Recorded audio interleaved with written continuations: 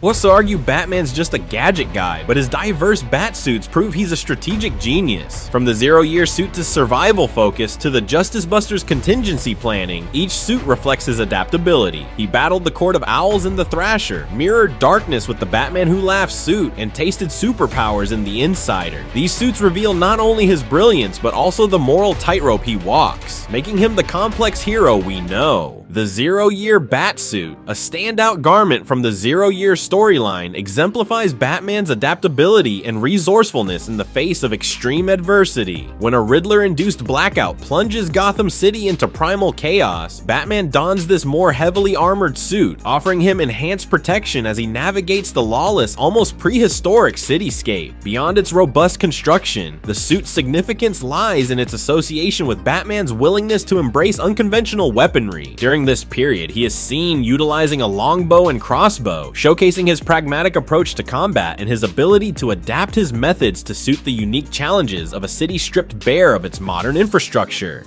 This suit represents a Batman stripped down to his survival instincts, highlighting his ability to improvise and overcome in the most desperate of circumstances. The Thrasher suit represents Batman's calculated response to the formidable threat posed by the Court of Owls and their deadly near-immortal talons. This suit is a veritable fortress, constructed with meta-aramid fibers exceeding the strength of Kevlar, designed to endure both extreme heat and sub-zero temperatures, and equipped with an internal oxygen supply that can sustain the wear for extended periods. Beyond its defensive capabilities, the Thrasher suit is armed with an impressive offensive arsenal, including an electrifying blade capable of incapacitating foes, and specialized cryogenic batarangs designed to freeze or slow down the lightning-fast talons. Notably, this suit marks a significant departure from Batman's traditional aesthetic, resembling an Iron Man-esque design with its bulky, heavily armored frame. This divergence highlights Batman's pragmatic nature and his willingness to sacrifice his usual reliance on stealth and agility for overwhelming power and resilience when facing an enemy that necessitates a drastic shift in tactics. The Thrasher suit embodies a Batman who is willing to become a walking tank when the situation demands it, proving his readiness to adapt and counter any threat, even one as ancient and powerful as the Court of Owls. The Earth One Batsuit, featured in the Earth One graphic novel series, offers a grounded and realistic interpretation of the Dark Knight's iconic attire, emphasizing detective work and stealth over heavy armor or advanced gadgetry. This suit features a slim, streamlined design that prioritizes mobility and facilitates covert operations. Its aesthetic is decidedly more practical, reflecting a Batman who relies on his intellect, deductive skills, and mastery of the shadows rather than brute force or technological advantages. The Earth One Batsuit underscores the core essence of Batman as a master detective, showcasing his ability to effectively operate without relying on elaborate equipment, proving that his greatest weapons are his mind and his ability to become one with the darkness that cloaks Gotham City. The Batman Who Laughs suit is a truly unsettling garment, a visual representation of utter corruption, and a chilling embodiment of a hero turned into a monstrous villain, worn by a twisted iteration of Bruce Wayne from the Dark Multiverse, a nightmarish realm where heroes' worst fears are realized. This suit reflects the character's complete descent into Joker-induced madness, adorned with metallic belts, an array of restraints, jagged chains, and menacing thorns. The suit is a macabre spectacle, radiating a sense of chaos and sadism. It serves as a terrifying reminder of the inherent darkness within even the most stalwart heroes, and the horrifying potential for them to become the very antithesis of everything they stand for, a dark reflection of the hero that was lost. This suit's presence is like a physical manifestation of a nightmare. The Rebirth Batsuit signifies a period of renewal and reaffirmation of core values for the Caped Crusader. Debuting in the Rebirth era of DC Comics, this suit is characterized by its distinctive color scheme, particularly the striking contrast between the black exterior of the cape and its vibrant purple lining. This bold design choice symbolizes a departure from the darkness of the past and a renewed commitment to justice and hope. Following a period of intense trials and tribulations, the Rebirth Batsuit represents Batman's resilience and his ability to emerge from adversity stronger and more focused on his mission. It embodies a hero who, despite having faced his inner inner demons and endured immense challenges, can always find the strength to rise again, ready to protect Gotham City with unwavering dedication. The augmentation suit, also known as the Suit of Sorrows, is a formidable exoskeleton that significantly amplifies Batman's already impressive physical capabilities, pushing his strength, speed, and agility to superhuman levels. Engineered for confrontations with metahuman and technologically enhanced adversaries, this suit boasts a built-in jetpack, granting Batman the power of flight and enabling him to engage in aerial combat. Notably used in his battle against the villain Terminus, the augmentation suit even proved resilient enough to shield Batman from a nuclear explosion. However, this powerful suit sparks debate about the very nature of Batman. Does access to such an advanced suit that enhances him to near superhuman levels diminish his identity as a self-made hero reliant on training and skill? Does it blur the line between a highly skilled human and a technologically enhanced metahuman? This question of whether the augmentation suit elevates or compromises Batman's core identity remains a compelling point of discussion among fans, raising fundamental questions about the essence of the Dark Knight's character. The Prime suit, also known as the New 52 Bat suit from the Prime Earth continuity, serves as a visual representation of Batman's ongoing evolution, seamlessly blending classic design elements with modern aesthetics. This suit features a sleek, sophisticated, and more armored design that reflects Batman's experience and status as a veteran crime fighter, honed by years of battling Gotham's most dangerous criminals. The Prime suit demonstrates that while Batman is constantly adapting his methods and technology to stay ahead of his adversaries, he remains deeply connected to the core principles and iconic imagery that define his legacy. It embodies a Batman who embraces progress while honoring the traditions that have shaped him into the legendary figure he has become. The Batsuit from Christopher Nolan's Dark Knight trilogy is a masterpiece of practical design, prioritizing both protection and functionality. Constructed from hardened Kevlar plates and reinforced with titanium-dipped tri-weave fibers, this suit offers exceptional durability against ballistic and bladed attacks. Furthermore, it incorporates innovative sonar vision technology, allowing Batman to effectively see in complete darkness by emitting high-frequency pulses and interpreting the returning echoes, a system he controversially enhances by tapping into the cell phone network. While the suit's segmented armor design, particularly around the neck, restricts head movement compared to previous iterations, the enhanced protection and tactical advantages, particularly the sonar vision, are undeniable. However, this technological advancement raises significant ethical questions about privacy, as Batman's use of sonar vision involves accessing and utilizing the cell phone signals of countless citizens. This morally ambiguous aspect of the suit highlights the complex ethical dilemmas that often arise in Batman's crusade, forcing him to make difficult choices between effectively combating crime and upholding the very freedoms he seeks to protect.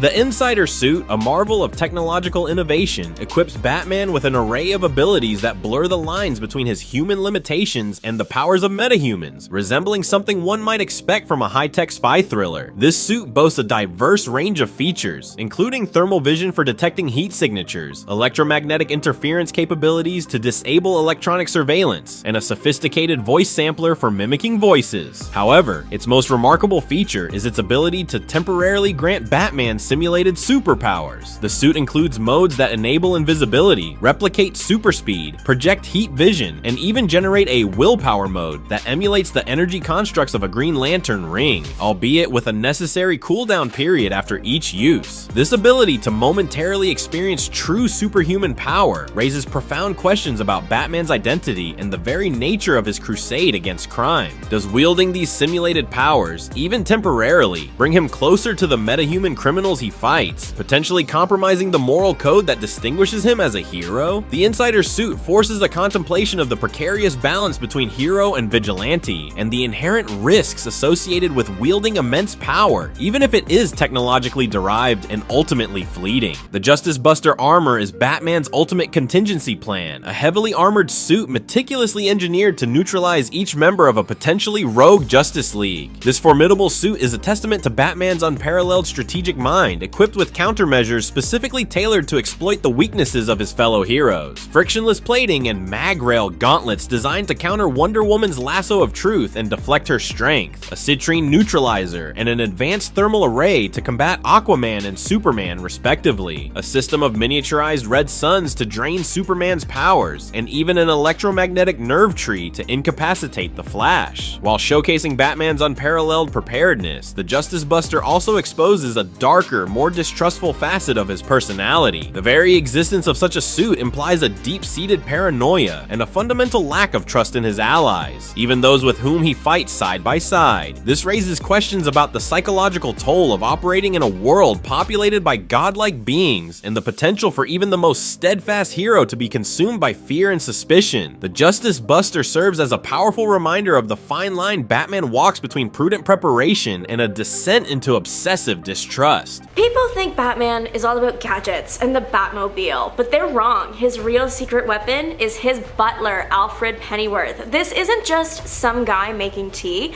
Alfred is a former soldier, a master strategist, a tech expert, a life-saving medic, and the emotional anchor for the entire Bat family. He's the reason Batman is still standing, the quiet force behind the Dark Knight's crusade, and we're about to show you why he's the true hero of Gotham. The image of Alfred Pennyworth is often one of quiet servitude, a silver tray, a perfectly brewed cup of tea, and a meticulously pressed suit.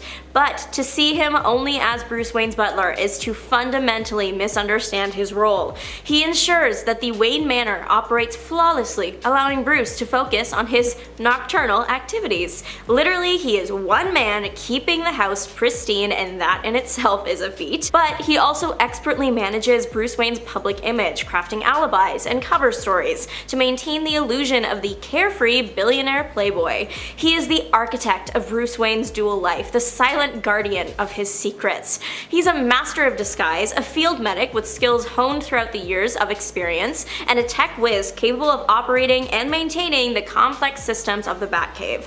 As Batman's moral anchor, Alfred helps him navigate the ethical complexities of his mission and prevents him from succumbing to darkness. He quickly became Bruce Wayne's father figure after the unfortunate tragedy of his parents, and let's not forget his dry wit and cynical attitude, which often provides some much needed comic relief in the face of Gotham's grim realities.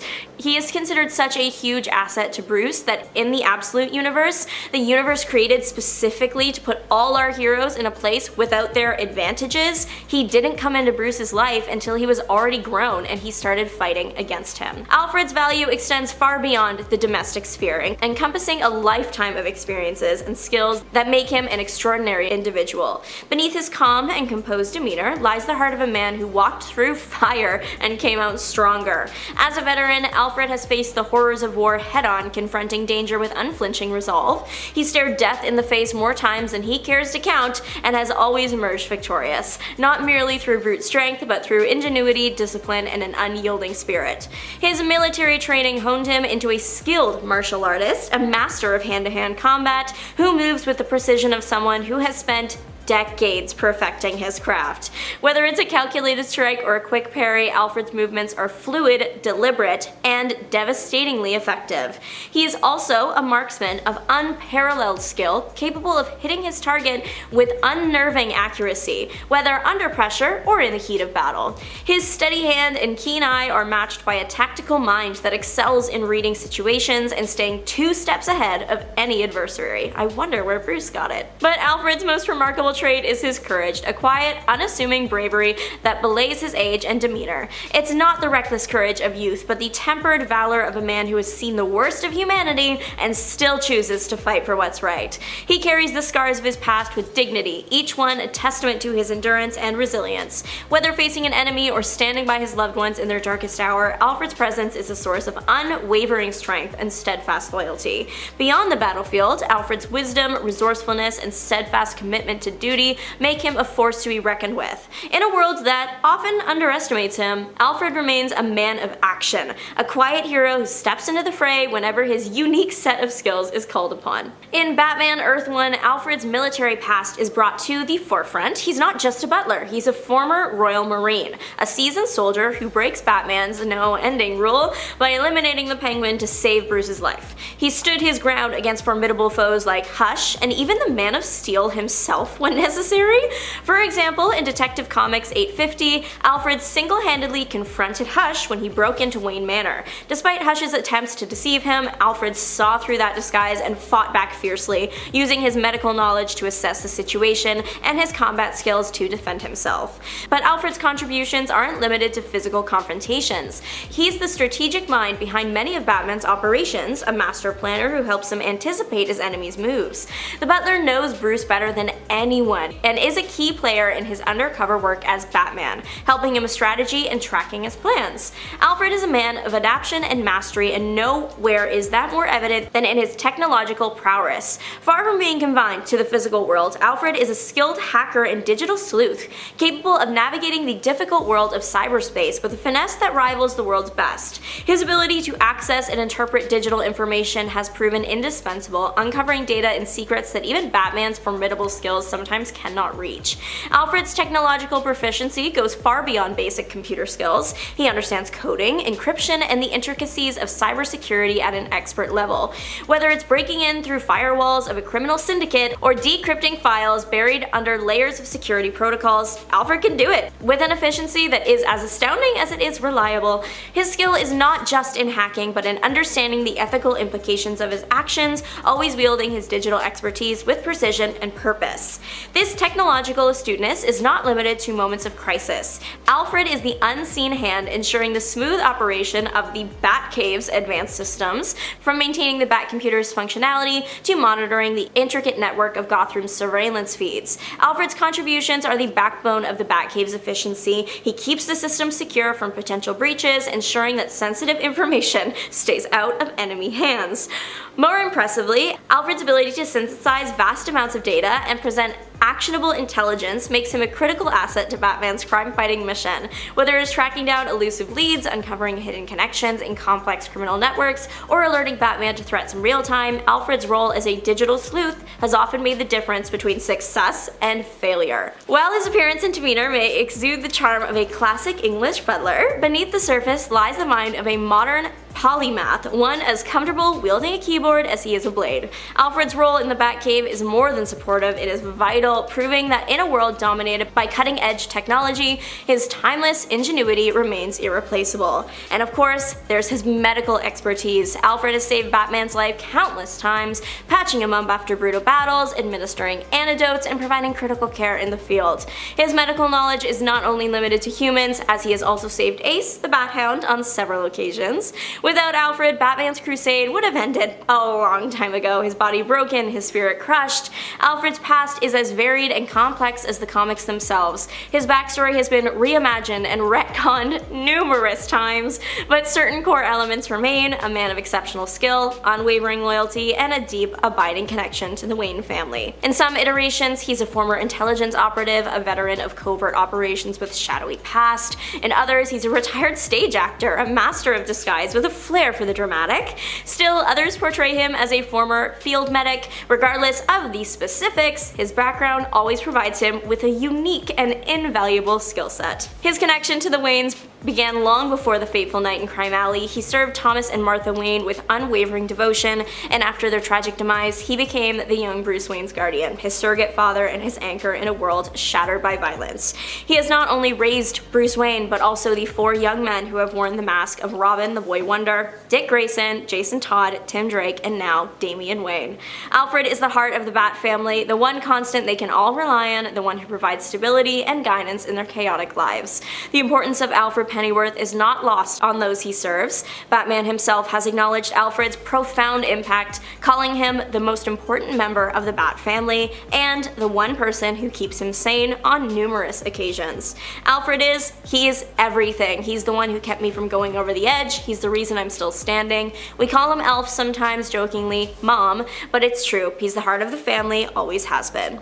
These are not mere platitudes, they are heartfelt acknowledgments of the profound influence Alfred has had on their lives. He is their confidant, their advisor, their unwavering support system. Alfred Pennyworth is the cornerstone of the Batman story. He is the quiet strength that supports the Dark Knight's crusade, the unwavering loyalty that anchors him to humanity. He embodies a unique blend of compassion and competence, of wit and wisdom. His skills are as diverse as they are essential. Alfred Pennyworth, he's more than just a butler. He is a hero in his own right, a man who has dedicated his life to a cause greater than himself. He is the unsung hero of Gotham, the silent guardian who makes Batman's missions possible. He is a father figure, a confidant, a medic, a strategist, and a true friend. Without Alfred, Batman would not be the hero he is today, so the next time you see the bat signal, remember the man behind the mask. Number 10, the Golden Onks, or the Golden Onk. It's kind of just one Ankh, really. The Ankh that Mark first used shows up in The Fist of Khonshu, his second series from 1985, which ended up being a 6-issue miniseries. Here Mark Spector is attempting to settle down using the money of his millionaire Stephen Grant persona, finally seeming to find happiness with his love Marlene, when he is called back into action by Khonshu. Mark follows the call and is led to a tomb which holds within it priests of Khonshu and gifts, weapons, that he might use to outfit himself once more. One of these weapons is the Ankh, which is described as the Golden Ankh, a sign of eternal life that will glow whenever Mark is near or in mortal danger in order to warn him. The item has also been used as a bludgeon by Mark and is expected to be fairly weighty, especially because it seems to be made of solid gold, so that'd be pretty heavy. Number 9. Crescent Moons. These are some of the most iconic weapons that Moon Knight wields in modern day. We also see him use them in the Disney Plus series where they are part of his suit, a pretty cool feature. I love when weapons are like part of the suit, like with Bloodsport and his costume design in James Gunn's The Suicide Squad. Oh, so awesome. Moon Knight, for his part, has crescent moon shaped darts, which he uses like ninja stars or shurikens, throwing them and dealing stabby damage when he hits something. Ouch. He also has used them before like little kind of daggers, even going so far in the 2006 series to carve off his nemesis Raoul Bushman's face. Ugh.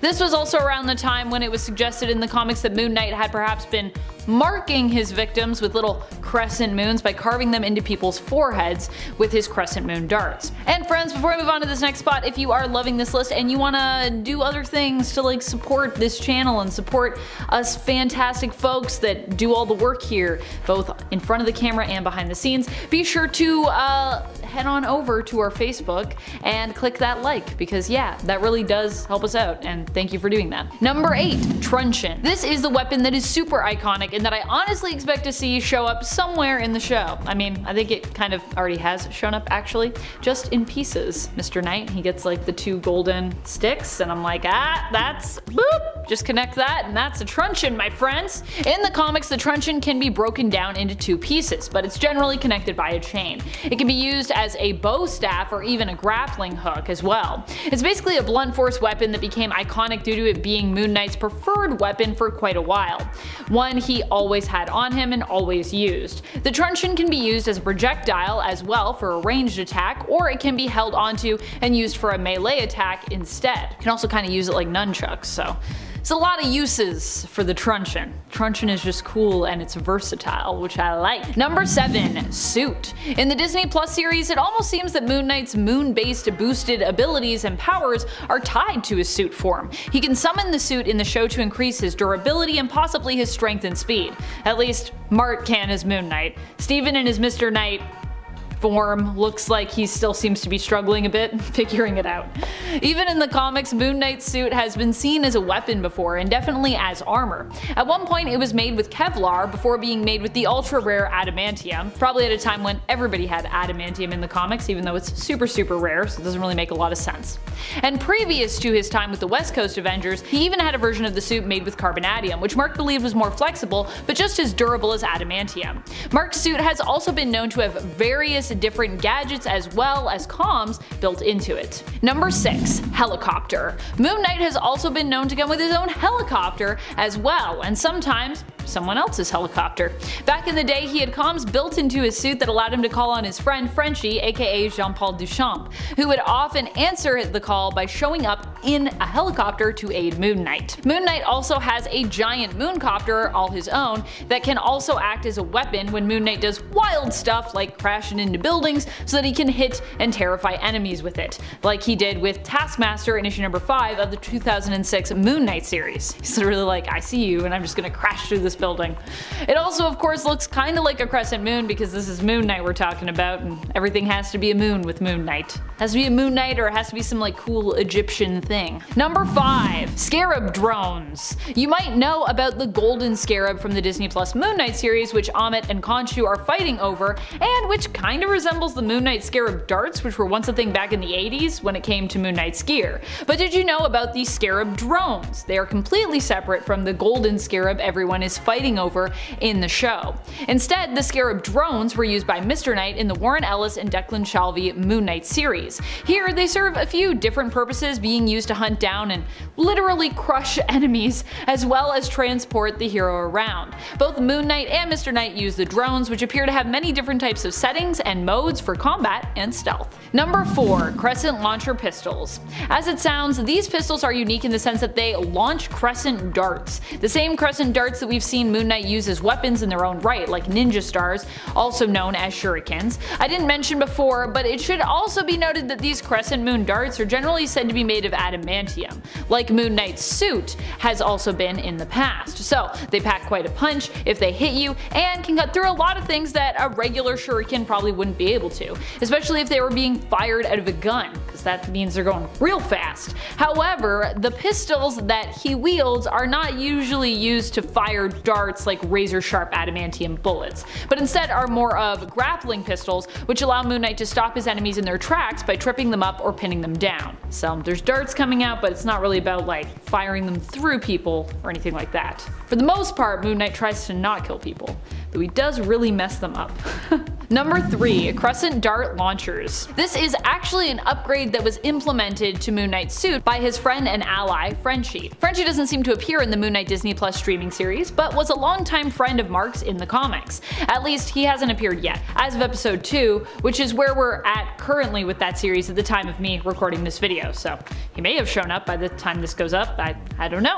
Could have happened. The crescent dart launchers were built into Moon Knight's gauntlets and allowed him to shoot out the darts with a cool chut chut chut sound effect, also implying to me in the comics that he was able to fire them with some force and quite fast. So yeah, remember when I was like, he doesn't fire these out of a gun, he does fire them out of gauntlets and they're like chut chut chut, so yikes. Number 2. Mjolnir. That's right, Moon Knight even at one point wielded Mjolnir. No, he didn't get to wield it because he was worthy, but was actually able to use his power as Khonshu's avatar to manipulate the hammer without needing to be worthy, because it was a super moon. So he had super heightened moon-based powers. This was explained in the Age of Khonshu story by the fact that Mark can actually control and manipulate moon rocks, which are part of his jurisdiction as being, a part of the whole moon thing. And Mjolnir is made out of Uru, which it turns out is basically from one of the oldest moons in all existence. So Uru is just really ancient moon rocks. He also didn't just take and use Mjolnir, but used it to severely beat up Thor, which was pretty nuts when you consider just how powerful Thor is. I mean, he's god tier. But Moon Knight proved in that battle that being in league with the Egyptian god Khonshu can make you just as powerful, if not even more powerful, than a Norse god like Thor. As long as you also have, a super moon going on. You do need a lot of moon power for it, I imagine. Number 1. Divine Ankhs. These are the Ankhs we saw Moon Knight use more recently in the Avengers comic Age of Khonshu story arc. They appear to be different from the Ankhs that Mark originally used in the comics, at least that's the way I've seen it. I don't know, some people seem to imply that they're the same ones, but they look different to me. These ones seem to have been made by Khonshu for this specific mission, where Mark uses them to drain the Avengers of their power in order to boost himself so that he can use their power and artifacts / weapons to defeat Mephisto, which is the quest that Khonshu has Moon Knight undertake. They succeed, but it is then revealed that Khonshu now plans on turning Earth into his own Egyptian underworld, now that Mephisto is defeated, and so Moon Knight must team up with the Avengers to defeat Khonshu in a surprising twist. Moon Knight no longer has all the power and weapons of the Avengers, but at one point he did, and it was all thanks to these divine Ankhs of his.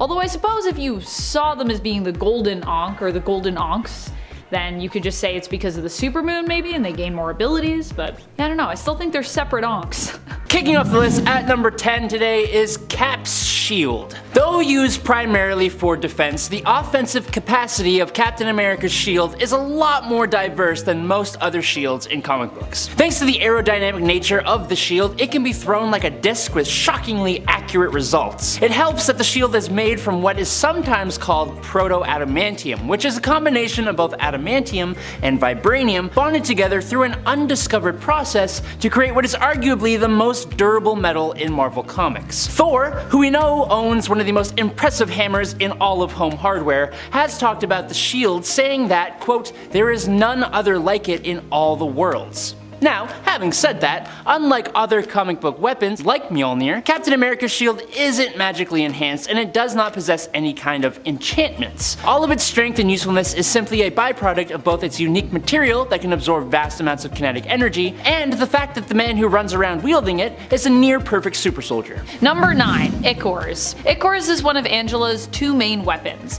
While not powerful enough to take one of our top spots, obviously, it and Angela are still pretty cool, and we don't really talk enough about Angela on this channel. So I'm including her and one of her two main weapons here. Potentially one of her three main weapons if we count her ribbons, actually.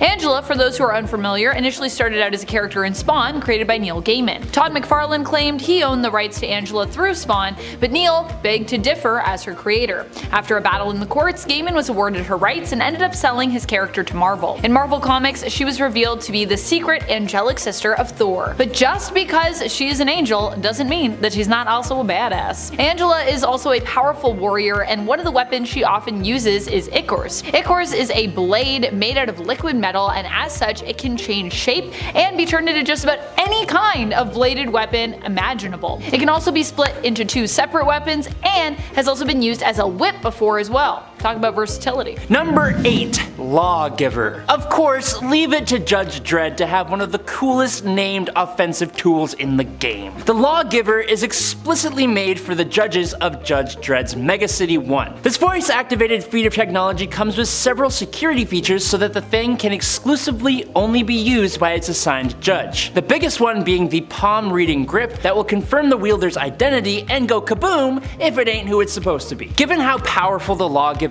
is, and considering how judges bite the dust out on the streets, this kind of security feature just makes sense. Okay, but how powerful is it? Obviously, Lawgiver is not going to stand up to a Mjolnir or something like that, but it does its job on the street level, firing a large variety of ammunition from one cartridge that include standard, armor-piercing, ricochet, incendiary, high-X, gas, and the iconic one from the most recent Judge Dredd movie, the Hot Shot. There have been exorcism rounds, and of course, it also has a simple stun feature. All of this is combined with the Lawgiver's many technological features like target acquisition, voice activation, and a fast-focused viewfinder to make it one of the most iconic and effective gavels that the judge has ever had. And friends, before we move on to our next spot on this list, if you love what we do here at Top 10 Nerd, why not show us you love us by clicking that subscribe button? Seriously, it really helps us out if you're not already subscribed. And if you are, thank you. Number 7. Black Blade. Probably one of the most deadly weapons around is the Muramasa blade, but there have actually been a few different versions of this blade over the years.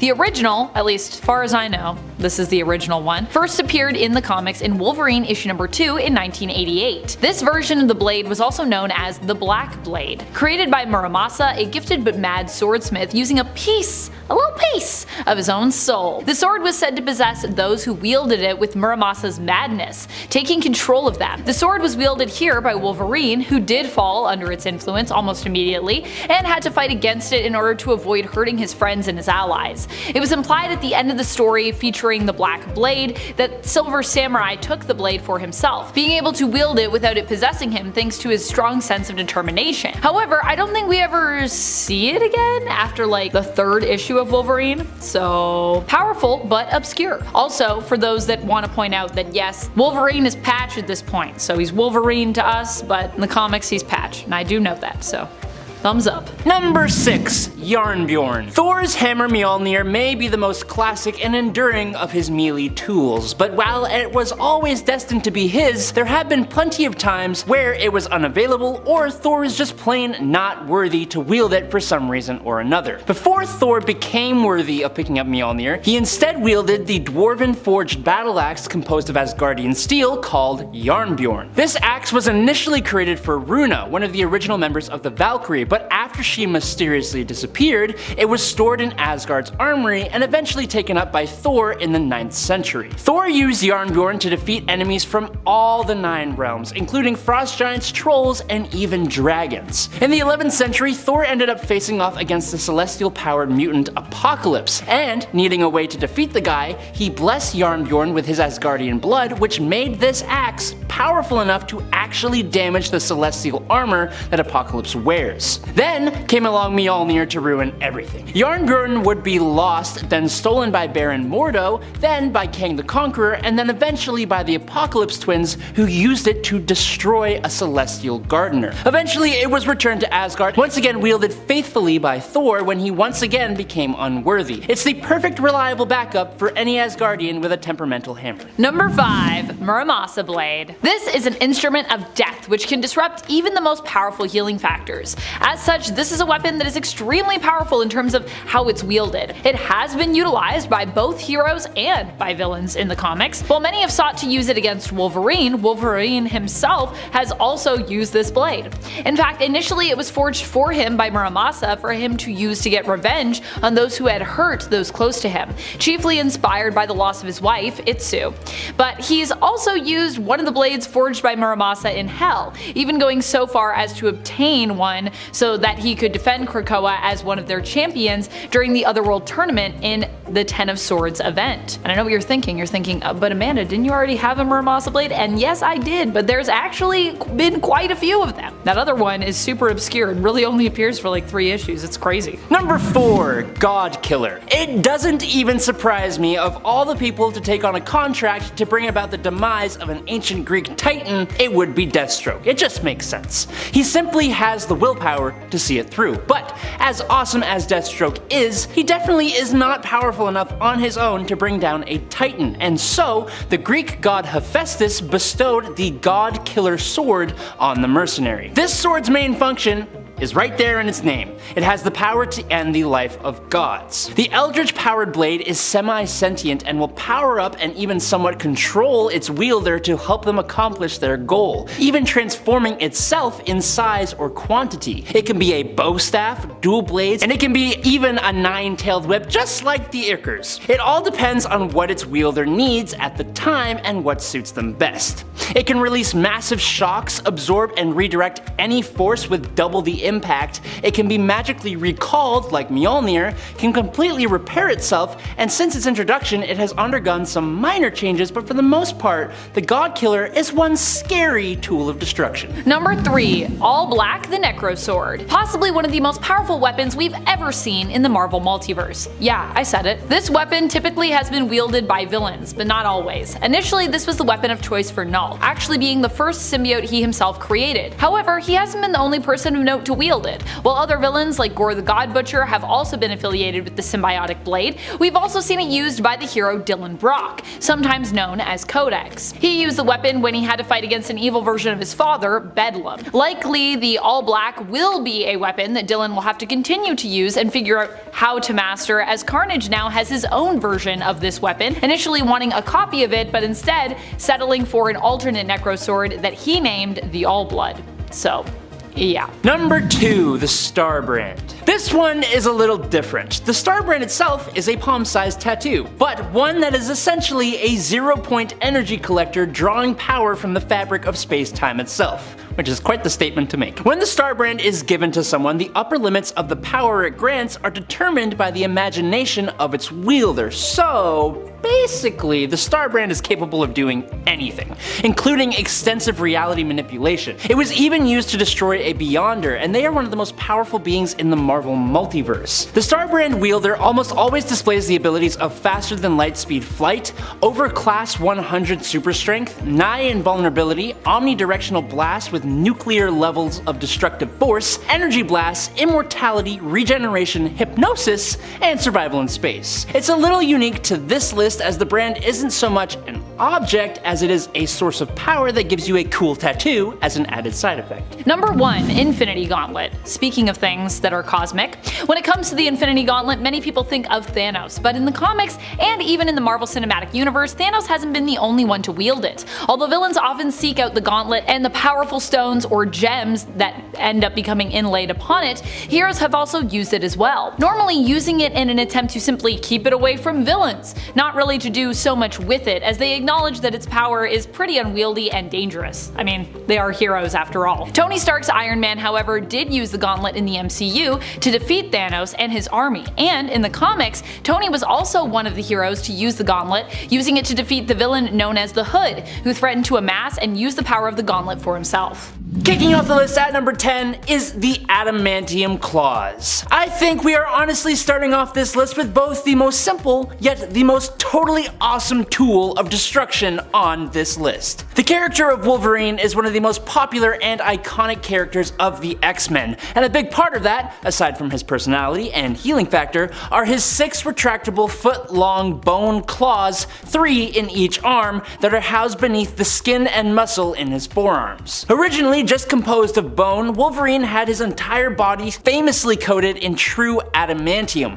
which is the most durable and rare form of adamantium, second only to proto-adamantium, which is what makes up Captain America's shield. With this enhancement, not only is Wolverine's skeleton almost completely indestructible, but now his razor-sharp claws could cut through practically anything. An added benefit of the adamantium bones and claws is that now Wolverine has a much heavier amount of weight behind any punch he throws, causing him to be able to cause even more destruction with his claws if he wants to. Lastly, a new short-lived feature of his adamantium claws upon his resurrection was that they could heat up thousands of degrees in mere seconds based on his berserker rages. So not only are they indestructible and can cut through anything, but now they're also incredibly hot? I don't know why it was necessary, but it was awesome. Number 9. The Sword of Superman. Did you know that Superman had a sword? I think most fans of the Man of Steel are just used to this guy using his fists as his primary damage dealers. But for a very brief amount of time in Superman Annual number 10 from November of 1984, a sword that was as old as the universe, forged by time and space itself, found its way to Superman when he had been defeated by King Cosmos. The sword itself had been traveling through space over billions and billions of years, coming into contact with billions of beings, all of whom were unable to wield it. It wasn't until it finally reached its destination, Superman's outstretched hand, that the blade was finally used successfully. This ancient sword of both energy and matter gave Superman the power to defeat Cosmos, and it connected Superman to the energy of creation and granted him cosmic awareness as a test of his resolve. Superman passed this test by actually rejecting that power, and once he did that, the blade evaporated, leaving only the hilt, which Superman then threw back into space to continue its journey. It was only there for a minute, but tell me everything I just said wasn't cool as hell, and I'll call you a liar. This sword is awesome, okay? Number 8. Aquaman's Trident. Known as the Trident of Neptune, Aquaman's Trident is one of the most powerful legendary artifacts in all of DC Comics. Created by the god Neptune, according to Greek myths, the Trident has been passed down the royal lineage of Atlantis for generations, eventually landing itself in the possession of none other than Aquaman himself. While the Trident is a powerful weapon that can pierce some of the strongest characters and materials in DC Comics, its true strength lies in its ability to manipulate all forms of water, control the weather, and even direct blasts of energy. It also looks totally badass and symbolizes the wielder's rule over Atlantis and the Seven Seas, which make up like 70% of the Earth, so that's a statement right there.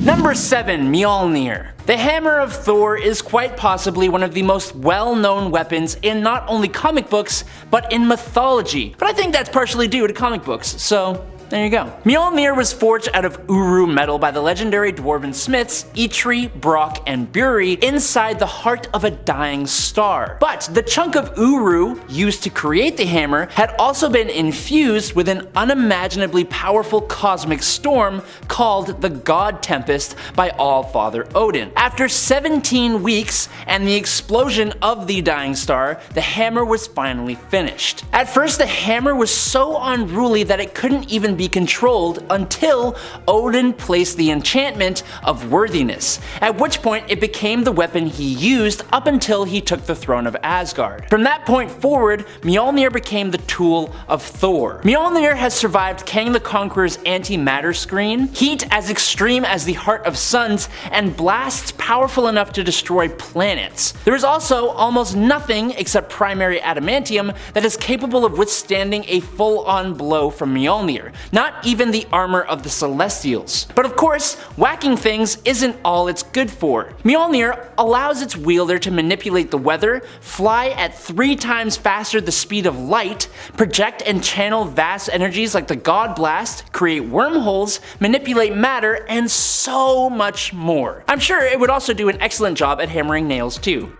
Number 6. Khaji-Da. This little unassuming blue scarab may not look intimidating, but this mystical alien artifact has the potential power to destroy entire planets. The Khaji-Da was created by an alien race known as the Reach, who were a race of planet conquerors before they came into conflict with the Green Lanterns. The Reach and the Green Lantern Corps drew up a treaty prohibiting the Reach from taking over any more worlds.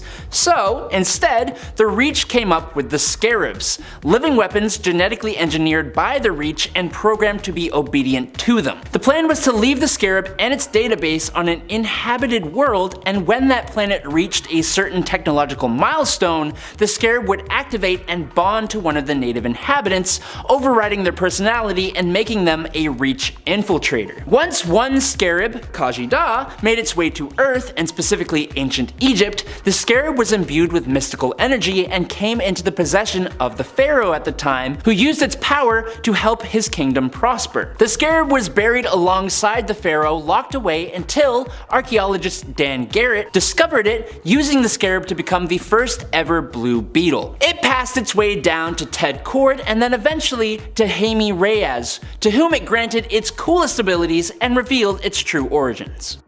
Number 5. The Destroyer Armor. To call the Destroyer a weapon seems like the most fitting title. It's technically more like a robot or a suit of armor that is inhabited by a spirit of a sentient being, which becomes overridden with the Destroyer's sole purpose of battle and destruction, which is so fun. Yay! The Destroyer is extremely powerful and was created out of an unknown metal by Odin himself that was even stronger than Uru metal and stored various gods' energies, making it a level of magical power that exceeds almost any technological suit ever. It was created by Odin specifically in order to battle the Celestials. Now, while Thor wields Mjolnir, and it is nothing to scoff at, the Destroyer has pummeled Thor while he was holding his mallet so many freaking times. The Destroyer has been able to tank hits from Odin himself, and he made the thing. The only thing that's really destroyed the Destroyer are the immensely powerful blasts of the Celestials themselves. But anything below that should run for the hills if it sees the Destroyer coming, especially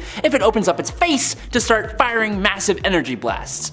Number 4. Green Lantern's Ring. It's easy to overlook just how powerful the Green Lanterns can actually be because, there are just so many of them. We have seen swaths of Green Lanterns wiped out before, with their rings flying around to go and find new bearers. But at that same time, we have seen some certain Green Lanterns use their rings to create kryptonite, top-notch massive space stations, a military force of Marines made out of pure energy, and even an entire city and all the people who used to live in it. The huge fluctuation in capability is because the Green Lantern power ring is limited only by its bearer's willpower and creativity, meaning that there essentially isn't really a limit to what can be done if it's put in the right hands. Some individuals have even broken their ring's programming and gone outside the bounds of the Guardian's rules, like when a dark multiverse version of Batman gained the Green Lantern ring and broke its programming with his willpower and connection to the darkness. He used the ring to take the lives of the entire Green Lantern Corps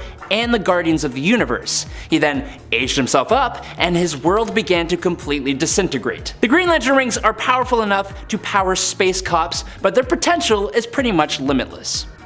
Number 3, the Helmet of Fate. Considering this thing is a helmet, you'd be forgiven for assuming this is more of a piece of armor than any kind of offensive tool. Technically, yes, but I think it would be more fair to say that the Helmet of Fate turns its user into the danger by granting them the most powerful magics in the DC universe. The helmet itself was created by the wildly powerful sorcerer and Lord of Order known as Nabu, alongside the Amulet of Anubis and the Cloak of Destiny, which combined together turn the wearer into Dr. Fate, granting them a fraction of Nabu's power. Even if it's just a fraction of that power, it's basically got a limitless repository of arcane energy. The helmet grants its wearer the knowledge to cast a huge number of spells, the ability to control the elements, and bestows them with cosmic awareness, all of which can be combined to make Dr. Fate, whoever it is, one of the most powerful characters in the DC universe. It does have some caveats though. Number 2, the Ultimate Nullifier. Ooh, the Ultimate Nullifier is such a fun one to talk about. When it was first introduced, Uatu the Watcher revealed its location to the Fantastic Four so that they could use it to defend the planet from Galactus. But no one actually used it then. It was just shown to Galactus by Reed Richards, which caused the World Devourer to simply run away. He had good reason to do so though. The Ultimate Nullifier is funny because its power is entirely dependent on who is wielding it. If the Nullifier is in the hands of an idiot, for example, it will basically nullify the user themselves, wiping them from existence.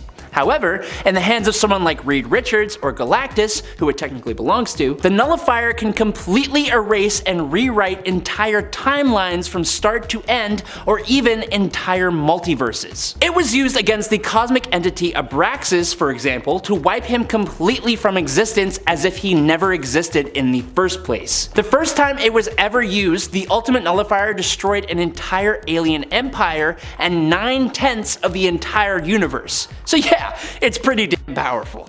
And finally, in at number 1, it's the Miracle Machine. This one was a new discovery for me, and that's kind of ridiculous considering how crazy powerful it actually is, and how it was kind of instrumental in one of DC's crisis events. Essentially, the Miracle Machine first came around in the year 2960, when it was given to the Legion of Superheroes. The machine itself is an advancement of the willpower technology created by the Guardians of the Universe, and can very literally turn thoughts into reality. This made it incredibly dangerous because, I mean, I don't know if you know, but people kinda suck and have some pretty depraved thoughts from time to time. The machine has only been used a handful of times because honestly, if it was used all the time, there would either be absolutely no comic book stories because it would be the answer to every conflict, or it would cause the destruction of literally everything. It was ultimately locked in a block of inertron in the Legion's vault and used most famously by Superman during the final crisis to stop Darkseid and Superboy Prime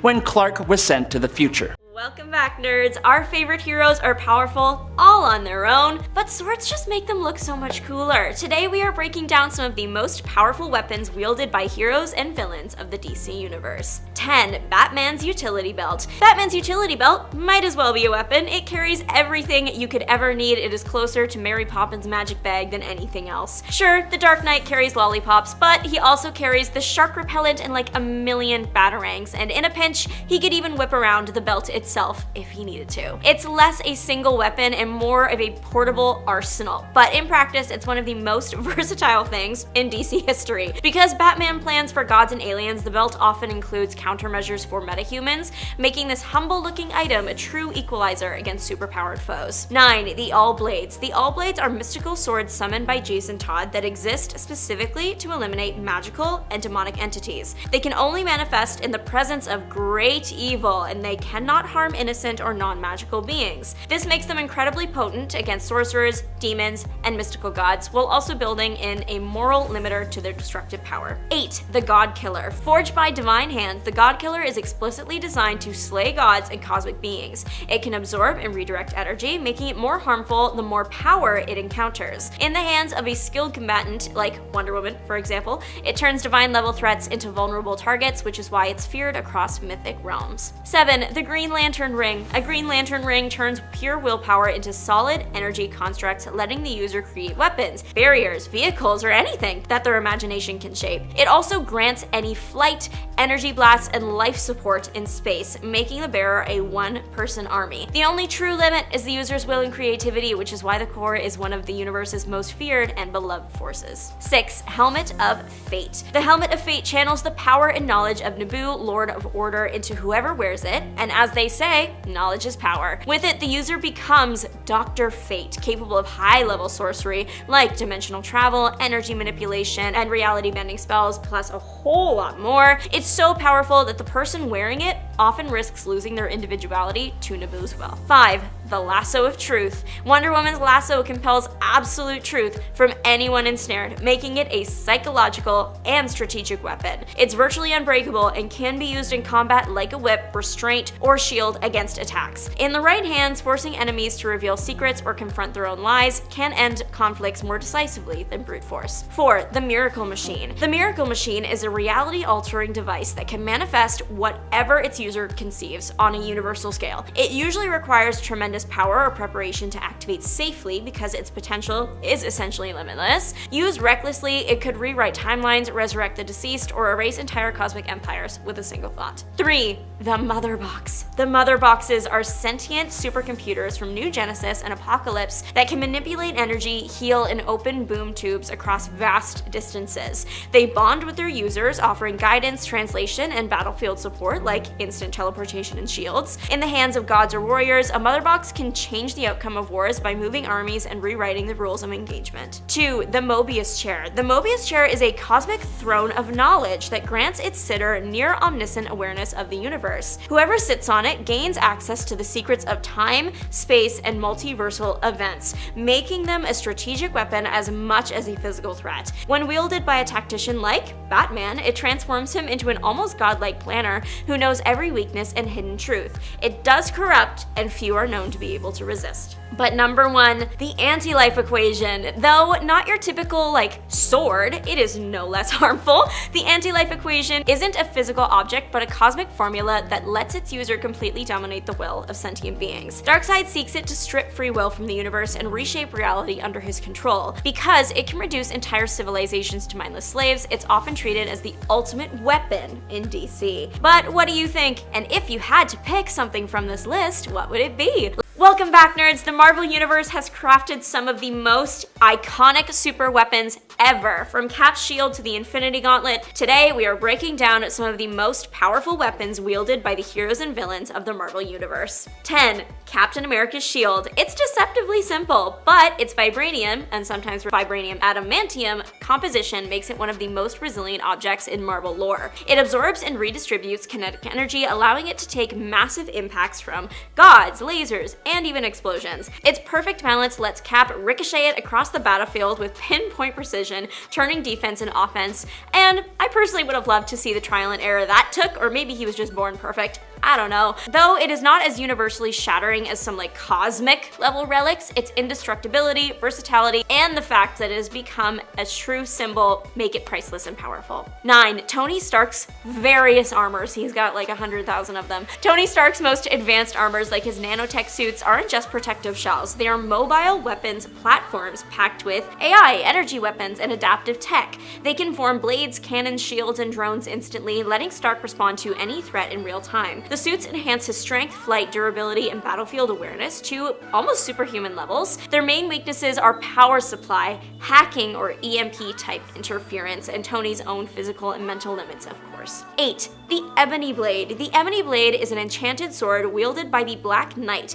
that cuts through nearly any material and reflects most forms of magic and energy. It grants its wielder enhanced durability and longevity, making them very hard to eliminate. Yet, the sword is cursed. The more blood it spills, the more it drives the user towards bloodlust and madness. This creates a moral and psychological cost that balances its raw cutting power. Null has said that the blade has power so great that mortals couldn't even comprehend it, and it could even destroy worlds. 7. The Twilight Sword. No correlation to vampires, by the way. Surtur's Twilight Sword was forged in the Burning Galaxy and is destined to bring about Ragnarok. It can cleave through dimensions, shatter mystical barriers, and when combined with the Silver Surfer's board, he became one of the most powerful beings in the universe. When fully empowered, it threatens not just Asgard, but multiple realms at once. The catch is that it usually requires particular cosmic ailments or Surtur at full power to unleash its absolute worst. 6. The Odin Sword, said to only be used when the end of the universe is at hand. The Odin Sword is a colossal blade tied to the Odin Force and the fate of the cosmos itself. In various stories, unsheathing it signals or catalyzes apocalyptic events capable of unmaking reality. The sword channels enough energy to threaten entire universes, making it more akin to a doomsday device than your typical weapon. Its use is rare because even the gods fear the consequences of unleashing its full potential. 5.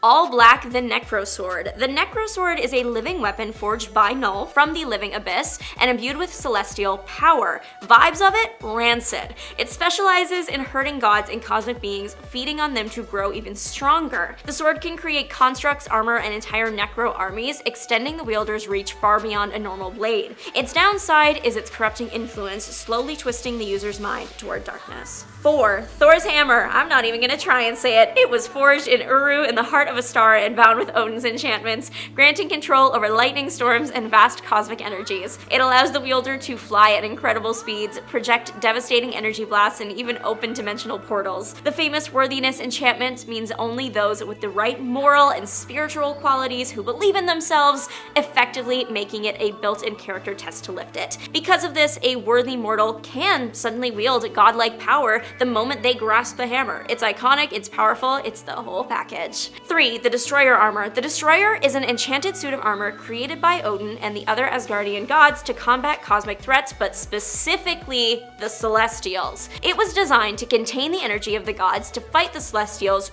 whenever they return.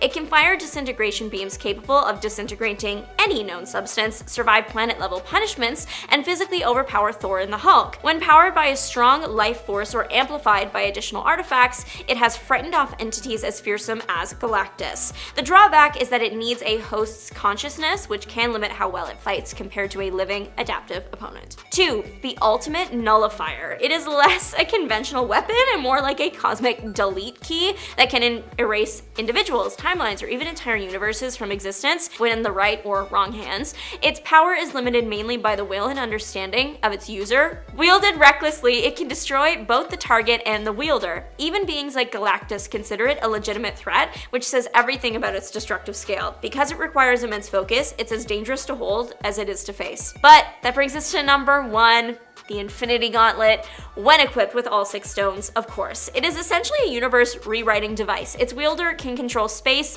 time, reality, power, mind, and soul, making them functionally omnipotent within a given or sometimes any universe. Thanos used it to erase half of all life with a single thought and a snap, and battle cosmic entities as equals. The main limitation is not power, but the toll it takes on the user and the fact that others can still outsmart or separate them from it. But what do you think? And if you had to choose just one thing off this list, what would it be and why? At number 10, we got Thunderstrike. Eric Masterson, aka Thunderstrike, wields the weapon also known as Thunderstrike. Yes, his name is the same as his weapon. While he was Thor for a time, Odin eventually made him his own weapon. It has a lot of the same capabilities as Thor's hammer Mjolnir. It was made by the same metal Uru, can make Eric fly, transform, shoot energy, and isn't 100% confirmed if it has the same worthiness enchantment as Mjolnir, but that's the theory. It's also suspected that Odin made it so only Eric could wield it. Number 9.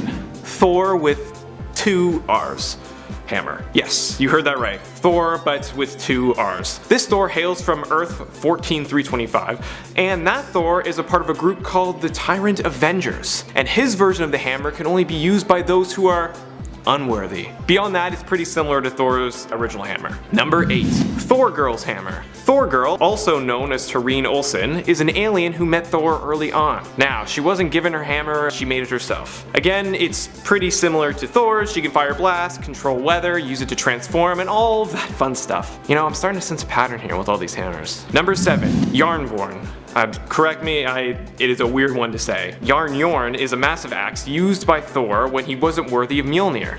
It was forged by the dwarves but never quite hit the levels of Mjolnir. Although it has a charm on it, making it indestructible, and because of Thor's own enchantment, it can cut through celestial beings, so that is pretty darn impressive if you ask me, folks. Number 6. Mjolnir, the MCU version. So, this version of Mjolnir was very similar to the comics, forged in the heart of a dying star by the dwarves of Nidavellir, but this version was first used by Hela, the goddess of death, also known as Thor's sister, and eventually given to Thor by Odin. The reason it's not higher on the list is because it was destroyed by Hela when she returned later on, so that's kind of a bummer.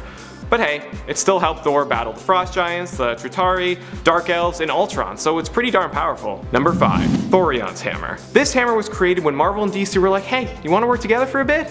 Okay, yeah, sure, let's do that. In this comic run, some Marvel and DC characters combined to make super characters. Thor and Orion merged together to make Thorion. Once merged, Thorion had the power of both Thor and Orion. The hammer, similar to Mjolnir, it was powerful enough to take on Thanoside.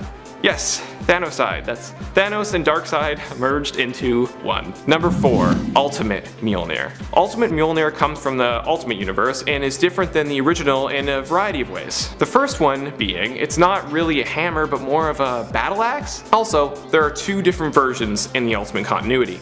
One was a technological one, and one was magical. I'm choosing to talk about the one Odin eventually made for him, which is different in a variety of ways. First off, it didn't have a worthiness enchantment, so anyone could wield it. It was also made to be the key to saving Asgard after Ragnarok. Number 3, we got Stormbreaker, but the comic version. Now, Stormbreaker is primarily used by Beta Ray Bill in the comics and was created by Odin for Beta after his fight with Thor. It's crafted in the same Uru metal as Thor's own Mjolnir.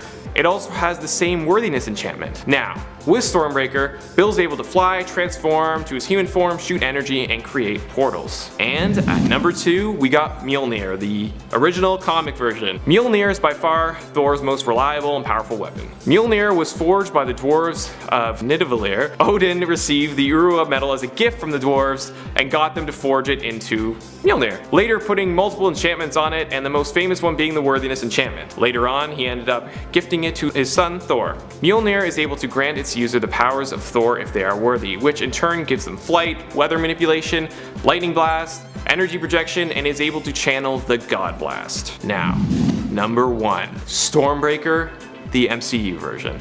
Now, you might be saying to yourself, hey, why is Stormbreaker from the MCU stronger than the comic version? Well, my friends, let me explain. Stormbreaker was forged with the purpose of killing Thanos, the biggest, most powerful dude in the universe. Not only that, it has the power to summon the Bifrost. I mean, the Bifrost! That in itself would take a tremendous amount of power. Plus, I don't think we've ever seen Thor more jacked up than when he arrived in Wakanda to join the battle.